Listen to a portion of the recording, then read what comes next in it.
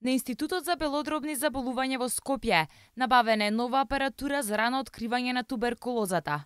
Лабораторијата денеска ја посетија министрите Ристовски и Тодоров, заедно со председателот на ВМРО ДПМН Никола Груевски.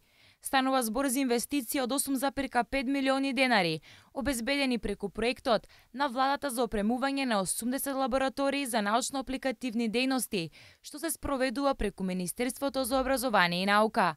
Можност за утврдување на ризикот од инфекција од туберкулоза кај лица кои што биле во непосреден контакт со лица заболено од туберкулоза уште во период во кој што не може да се утврдат или да се евидентни симптомите по однос на евентуалното заболување од туберкулоза. Досега за реализација на проектот за набавка и опремување на лабораториите за научно-апликативни дејности инвестирани 7,6 милиарди денари.